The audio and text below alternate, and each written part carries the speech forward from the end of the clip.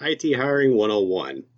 Hiring an IT person is not as easy as it sounds, especially if you don't know anything about IT. So, how do you go into it finding that right person that's going to be the right person for the right job? Keep watching, and that's what we're going to talk about. So, who am I talking to here? Well, it's people that have hiring responsibilities. They have experience bringing in candidates, but they don't really have a lot of experience with hiring IT people, or all the experience they've had is bad, and they're trying to figure out where they went wrong. That's what I'm hoping to be able to guide you with. And of course, the standard slide about who I am. Well, I've worked in IT for about 20 years, and I've been on both sides of this equation. I've seen a lot of hiring, and I've been interviewed and hired a lot. I know that there were great experiences with interviews, and there were some bad experiences with interviews, and there were things that left me scratching my head saying, wow, really, they just did that? So, yeah, I've been around the block a little bit, and I've seen the best of the best and the worst of the worst as well. So, hopefully, you can glean something from those experiences. Really, hiring period is a big challenge because you're trying to bring in this complete stranger, get to know enough about them that you feel comfortable entering into a business agreement with them where they're going to come work for you long term. You're going to pay them money and expect them to do a job. And that's not always easy under even ideal circumstances. But then you're trying to hire a person to manage some of your most business critical, expensive assets, and you may not understand how they work exactly. So then, how do you know who is going to be a good fit for that position?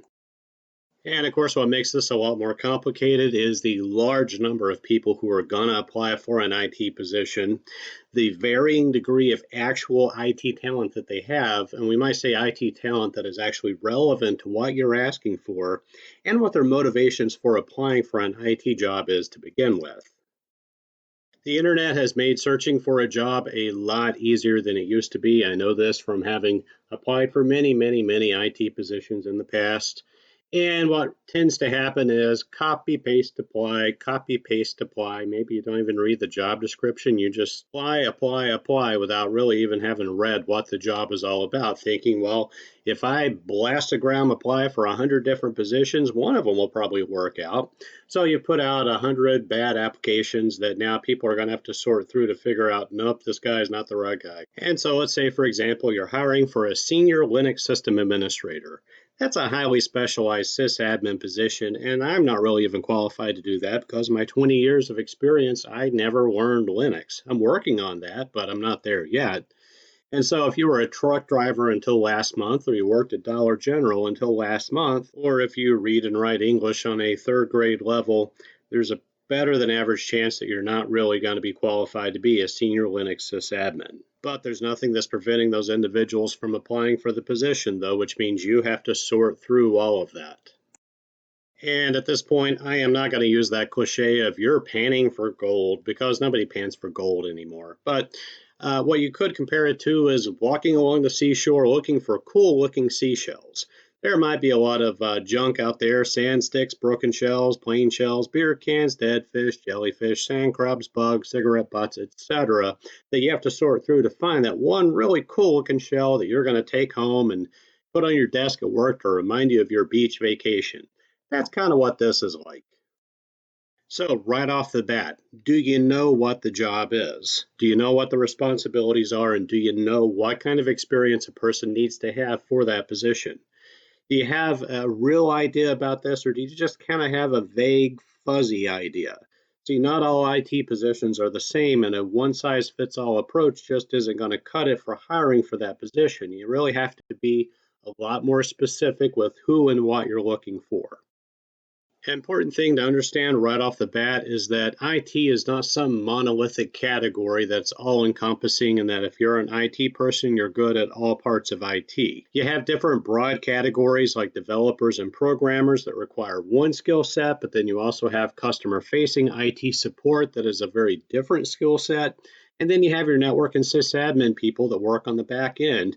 And that's a completely different skill set. And there's probably even other categories that go beyond that. But the point is, IT is not some monolithic, broad category where you can just bring in any IT person to do an IT job. You can be great at one type of IT position, but not be particularly good for another, which makes hiring for IT a lot more complicated and will therefore require a lot more discernment in who you choose to bring in. So, all of that having been said, vague job descriptions are going to be your worst enemy. We need somebody to come to our company and do things and stuff. Well, the problem that's going to create is that you're going to have even more people applying for the job that are not qualified because you haven't spelled out what the qualifications are. So, how are they supposed to know they're not qualified? So ultimately, you're going to be a lot less likely to get the right person for the right job if you're not spelling out what that job is. And really, that speaks to a bigger problem with the hiring manager or the HR department not really knowing what the people who work for them actually do. That's obviously a much bigger problem than just hiring, because how do you manage the people that work for you and know whether or not they're doing a good job if you don't even know what their job entails? Here is a real life, honest to goodness example of a very, very poor job description for a job that is posted right now on Indeed.com. And it's for a network analyst, but precisely the same job description is there for another senior IT position. The network analyst, or fill in the blank with whatever, is responsible for installation, configuration, and maintenance of network hardware and software within the facility and its affiliates. The incumbent must have knowledge of various hardware platforms, network software, networking protocols, including TCP/IP, okay, fine, SNA, DECnet, and LAT. We haven't used that in a while. And operating systems such as DOS, really DOS, Windows, and Unix. Okay, Unix still has a footprint out there, but they don't use Unix anymore. The network analyst must be able to operate microcomputers. How long has it been since we've called it that? And printers and related equipment, and must be able to install software, boards, and perform repairs. We need somebody to come do things and stuff. And once again, that's precisely the same wording they use for every IT position. It's old, vague, and has absolutely nothing to do with anything about what the actual job entails or what the qualifications are that one must have for that position. And once again, what is the root problem with this? Well, how can you attract talent if you're not even spelling out what talent you're looking for?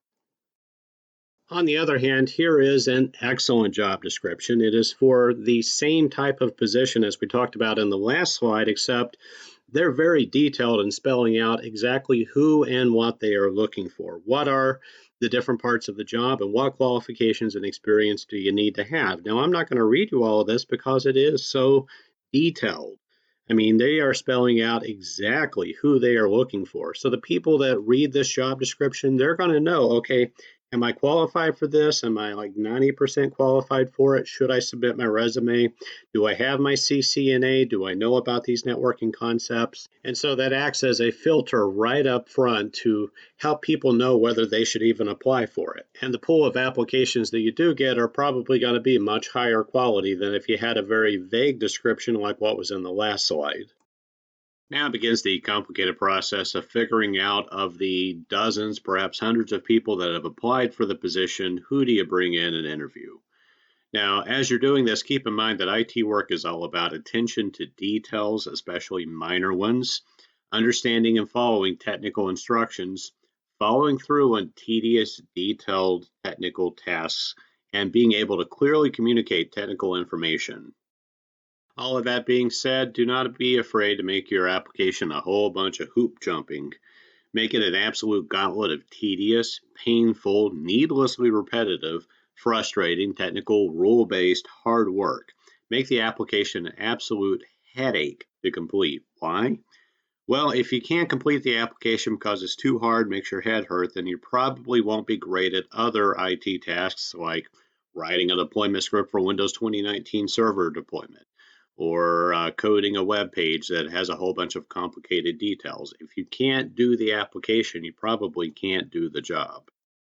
Now, depending on your own level of tolerance for inconvenience and how many companies you're competing with to find talent, here's the ultimate hoop jump that you can make somebody go through to figure out if they're really serious about working for your company. Make them print out a hard copy of the resume and cover letter and put it into a properly formatted addressed envelope with a real postage stamp and actually mail it to you. If you're worried that this is going to make your company look low tech and old school, then just explain in the application that this is meant as a deliberate test to figure out who is serious about applying for the position.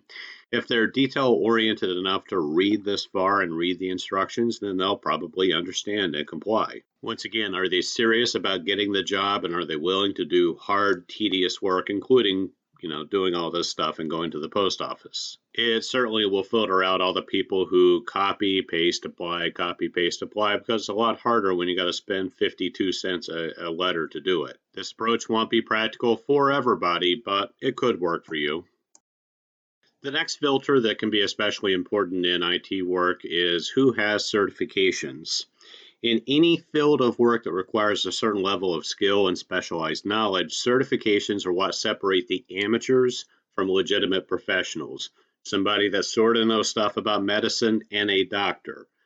For the posted position, find out what certifications are relevant to the type of IT work you are hiring for. Pick out certifications that are appropriate to the level of the position. You don't need a CCNA to do entry-level network support, but you would for a senior level network admin. And then clearly indicate that you are looking for these on the application, either as a requirement or as a preference. Now, beware of those who say that certifications are a joke. Most of the people who dump on certifications don't have any. They proclaim they're a waste of time and money, and they don't teach you anything of any actual value. And they may cite examples of people that they knew that had certifications that did bad things, which obviously can happen. I mean, there are certified doctors who accidentally kill people, so yeah, that's a thing. But in reality, there may be other factors that play into their apprehension about certifications. They may be afraid of the effort that comes to studying for an exam and taking it. They may have poor reading comprehension, poor test taking ability, or just a general bad attitude about learning. Once again, I don't know in a specific case what their issue with certifications are, but what I will tell you is that they are more valuable to have than not have. When paired with on-the-job experience, they really make an IT person a very well-rounded professional. So you've picked out several candidates that seem to be well qualified on paper, but now you have the task of figuring out who is actually legitimately the most qualified candidate to plug into the position. And some people are exceptionally well qualified, maybe even overqualified. Some are very good at presenting themselves as well qualified, but they're really not. And some have simply gotten this far by luck. They just happened to answer the questions on the application in the right way, and they seemed okay, but they didn't do that on purpose. They just stumbled their way through it. So it's time to start shaking the tree and see who doesn't make the cut. So here's a complicated question. Is there such a thing as overqualified in IT? Well, having more head knowledge to do the job is better than not having enough. And this person could be a great asset for you if they have a lot of head knowledge, but it all comes down to why they're applying for this position, though. Are they settling for this until they find their dream job? Well, you're going to lose them in 6 months. Are they in a small market with a limited availability of IT jobs? Maybe they moved here from New York City, now they're living in the middle of nowhere, and this is the only thing in their field. Well, as long as they live there, this may be the best job they can get, so hire them. Are they close to retirement and looking to take it easy? Well, as long as they can effectively and competently do the job and they can respect you as their superior, hire them. Is there something from their past, though, that they haven't told you that makes them a less appealing candidate on paper?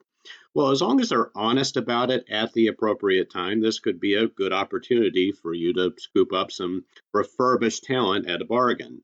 Or it could be a deal breaker. It depends on the circumstances. Did they accidentally burn the building down at the last company and they got fired for it and they're less appealing? Okay, that's one thing. Did they murder somebody? Well, that's something else. Sometimes overqualified means that they're exaggerating their qualifications, but haven't quite perfected that art of making a lie believable. The rest of the interview process will filter them out.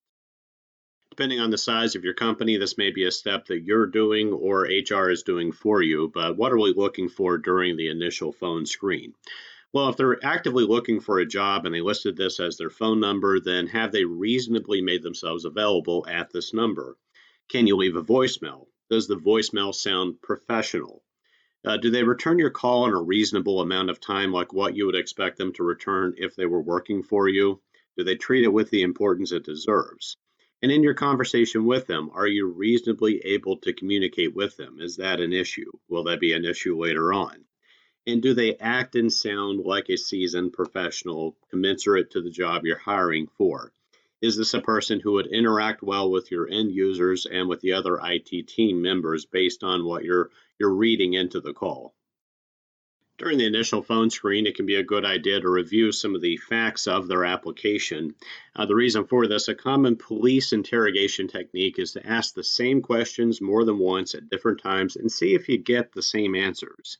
So on the phone, ask them to review their job experience or qualifications. Are there inconsistencies between their resume and what they say on the phone? Minor stuff like, well, I worked there until September of 15 when the resume says October of 15. Okay, there could be reasons for that discrepancy, but if there's major stuff like I graduated from Drexel University with a bachelor's degree in computer science in 2013 when their resume says UCLA in 2012, that could be a bad sign. It could be that they forgot what lie they told on the resume. This is also a good phase to ask the question about how and why they left a job. Now, some good reasons to have left a job, of course, are maybe they had an illness or a family situation, they were moving, they were laid off, or an honest admission that the job just wasn't a good fit for them. Bad reason to leave a job, though, was they did something bad and refused to take responsibility for it. They hated their boss and their coworkers, and they sit there for 10 minutes telling you just how horrible their last job was, or they got caught in a dishonest act. Now, here's some answers that could go either way. They took a better job at a different company. Well, yeah, that naturally happens, but how long were they at the job before they did that? And of course, did they give proper notice? Are they a job hopper where they'll stay at a company for 6 months, a year, and move on somewhere else? Do you have reason to believe that you're going to be the next one?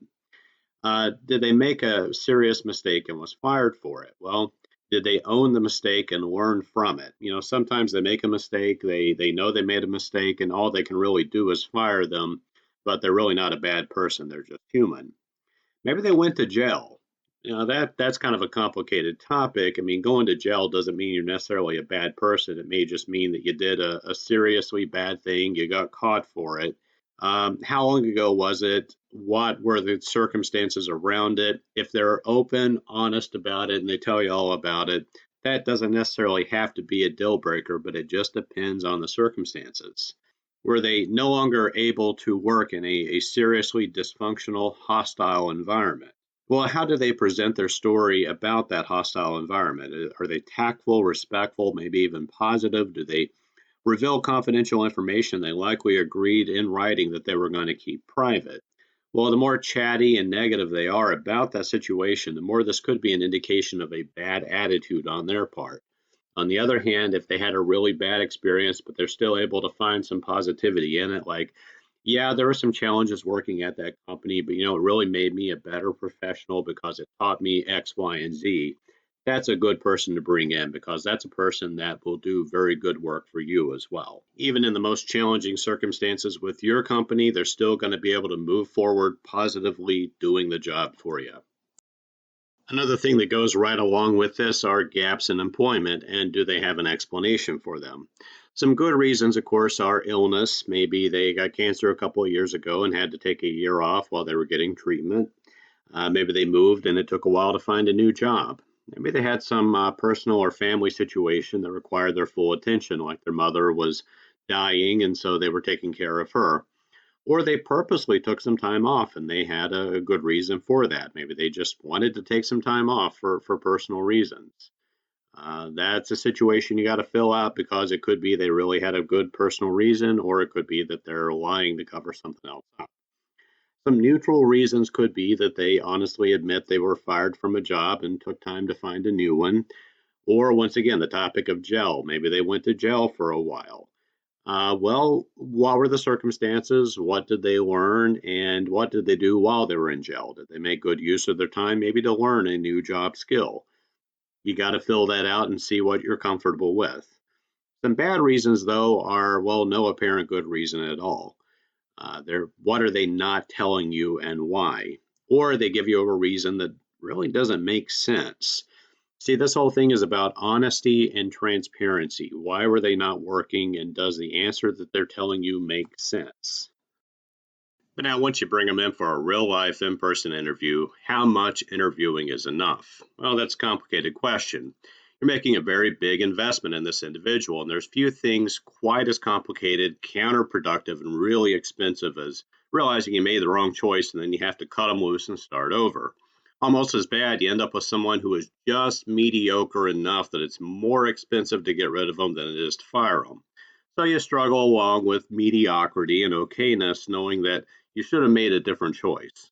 So, short answer, interview them until you feel confident offering the position, especially if there's no immediate time pressure to fill the position. It's better just to keep the position vacant than to fill it with the wrong person. Now, I'm also going to state the obvious at this phase: do not offer the position on the first interview.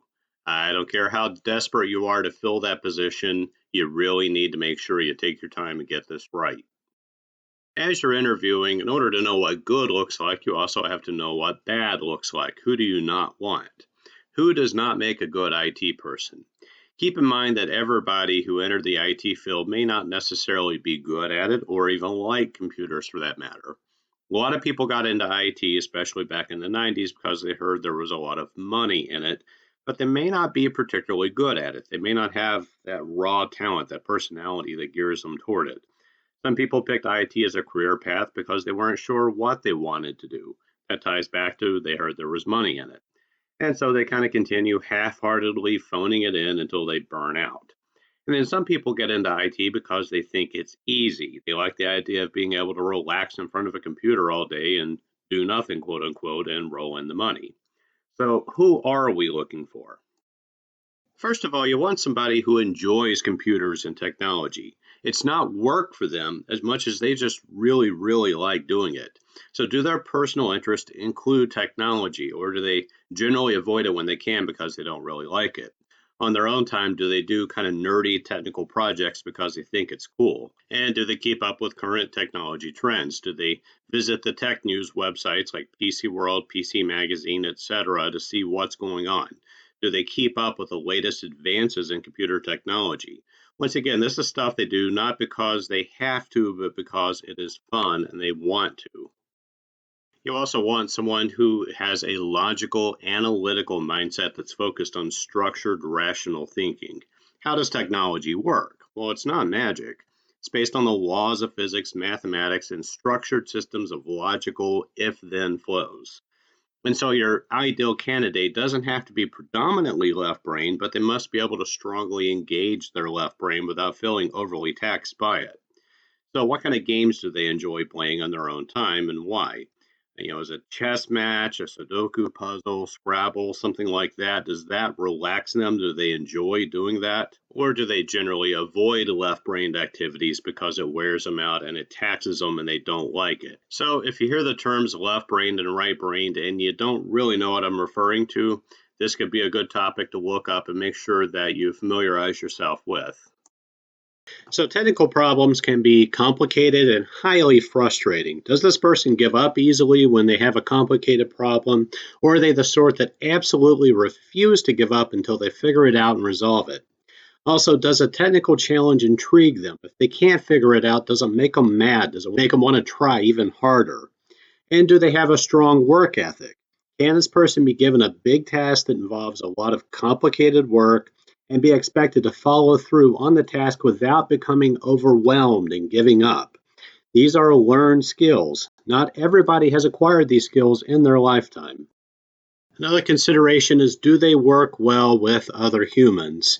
Now, being an introvert or an extrovert is not really an important factor, but being able to respectfully and professionally interface well with other humans will always be important. This is especially important in roles that involve direct customer interaction, like the help desk or desk side support, especially in desk side support with maybe senior leadership where they are a little bit needier than your average users. You really want somebody that's going to have that tact and diplomacy.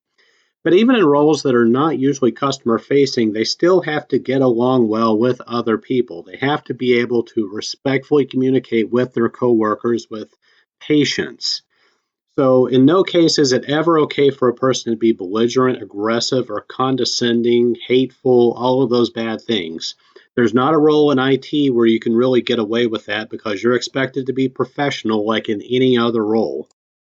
In this whole enterprise of finding an IT person, you really need somebody that you can trust because you're going to be handing some of the most expensive and business critical assets in your organization over to this person to manage. And so you need somebody who is going to be honest. That's not always easy to find. That's not something that just everybody has natively. It's not something that everybody learned. In fact, a lot of people have spent a lifetime learning how to be dishonest and get away with it. So, in the interview, how you filter for this is you ask questions like, what was the worst professional mistake you ever made, and what did you learn from it?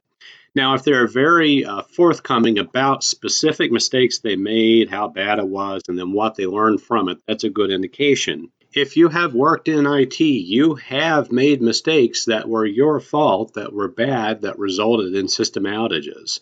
That's just a reality of life. If they can't come up with something or they're being defensive and evasive, it means that they are hiding something, and that's somebody you want to be very cautious about.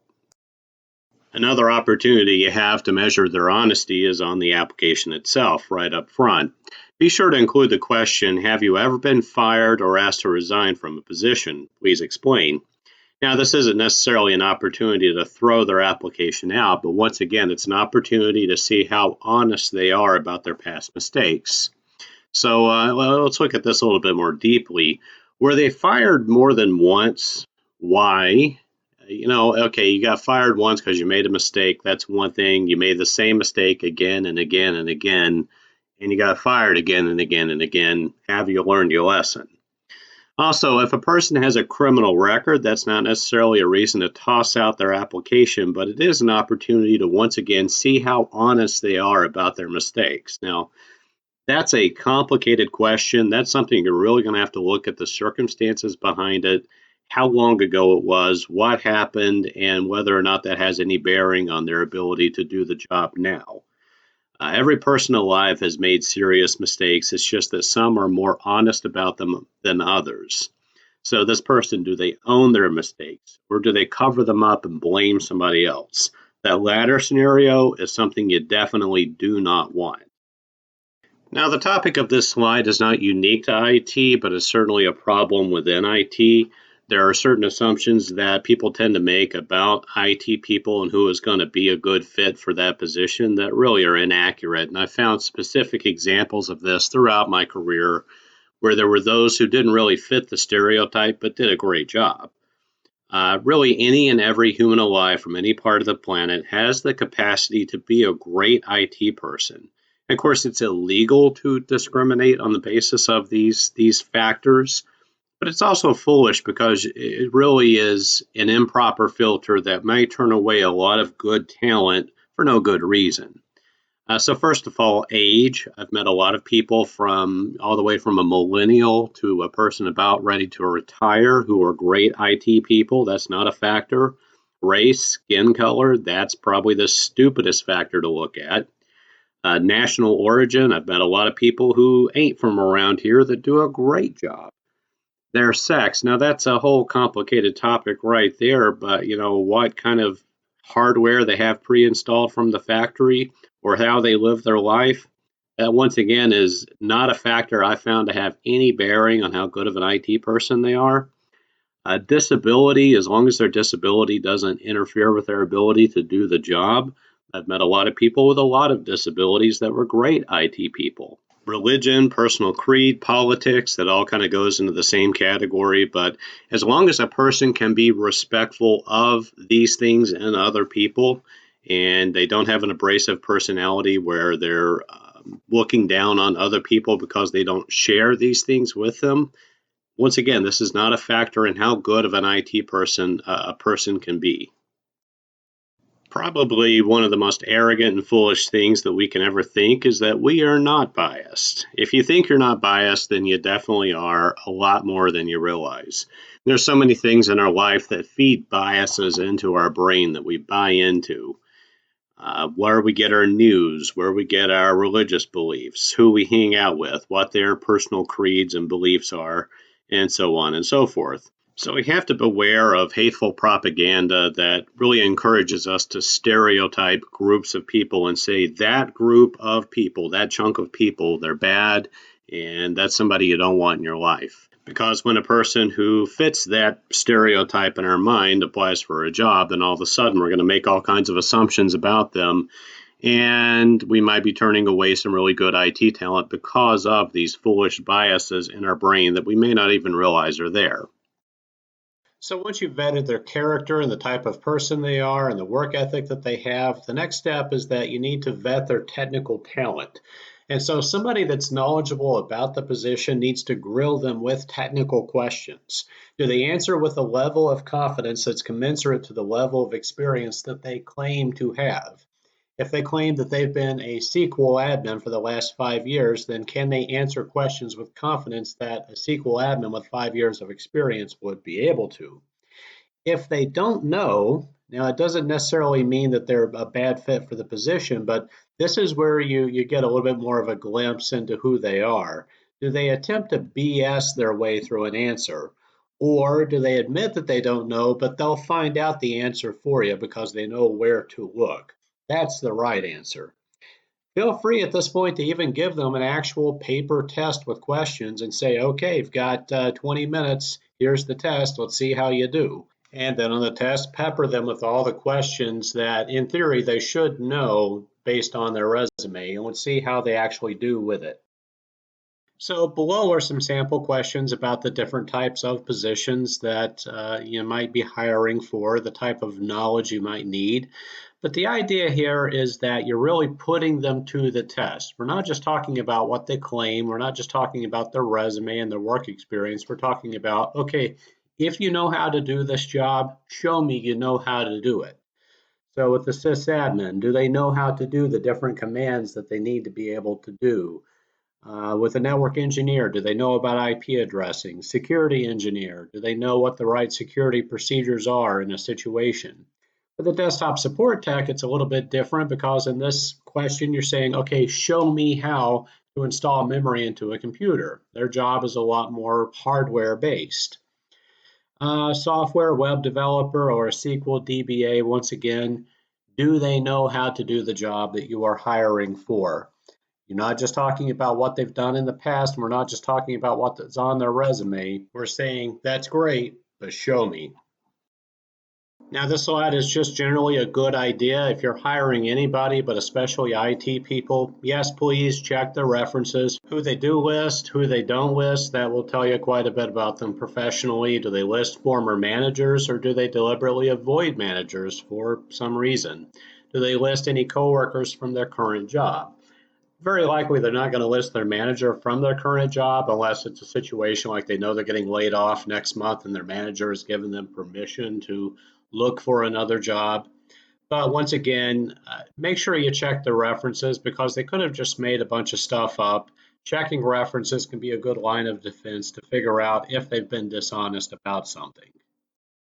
All right, so you're done vetting the talent. Now what? Well, if you can't come up with a good reason not to hire them, then great, hire them. Or pick out the best candidate and decide who you're going to hire and hire them. Agree upon a start date and then start prepping for their arrival. Who is going to be responsible for training them when they come in? Do you know? Have you figured that out? And what are they going to be training them on? What parts of the job are the most critical? And where is this information captured and stored? Because you have been documenting your procedures, right? You have somebody doing that, and there's a place where all that's stored and it's up to date. That's all things you're doing, right? A few things can make a candidate question their decision to come to work for your company, like a messy, disorganized orientation where they've just kind of been thrown to the wolves and really nobody's there trying to help them. You're just sort of left to your own devices, figuring it out for yourself. Some of my best growing experiences has been at companies like this, but in retrospect, I can also tell you that those companies were not the kind of places I wanted to stay long term, and I didn't. And once they're in your company and they're working for you, now you have to figure out, well, how do I keep them by upholding our end of the business agreement, making it an okay place for them to work? Well, that's a whole other story we're not covering in this presentation, but really something you need to think about because how quickly do you want to be repeating this whole process where you have to hire somebody, bring them in, train them, get them up to speed, etc., just for them to leave and then lather, rinse, repeat, lather, rinse, repeat. If you're constantly in the hiring process, that's a very unproductive environment. So try your best to keep them once you have them. And that's, of course, assuming that you picked out somebody good to bring in to begin with and you want to keep them, which, of course, is why all of this careful vetting that you've done is so important to make sure that you get somebody that you're going to have a great relationship with and that you will want to keep around. So that's all I have to say on this topic. Thanks for watching. Catch you next time.